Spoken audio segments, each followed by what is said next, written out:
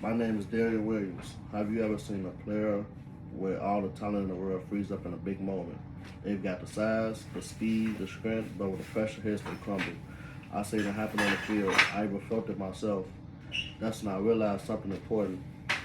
Being a great athlete isn't just about your body, it's about your mind. Today I want to share 3 mental training techniques that elite athletes use to perform at their best under pressure. These isn't secrets. These are skills anyone can learn, and they might be the difference between winning and losing. First, let's talk about visualization. This is when athletes mentally rehearse success before it happens. They close their eyes and see themselves making the play, scoring the goal, or winning the game. Michael Jordan did this before every big game. He would visualize hitting the game-winning shot, feel the ball leave his hands, and hear the crowd roar, all before stepping on the court. And it's not just feel good stuff. Studies have shown visualization actually activates the same parts of your brain as physical practice. In other words, your brain can tell the difference between vividly imagining something actually doing it. This means you can train your mind when you're not on the field. Second, there's positive self-talk. Have you ever caught yourself thinking, "Don't mess up," or "I can't do this"? The negative voice is your worst enemy. Elite athletes learn to shut it down. Here's the key difference when Here's the key difference. When most people think don't miss the tackle, a trained athlete thinks I'm going to make this tackle. Instead of focusing on what they don't want to happen, they focus on what they do want to happen.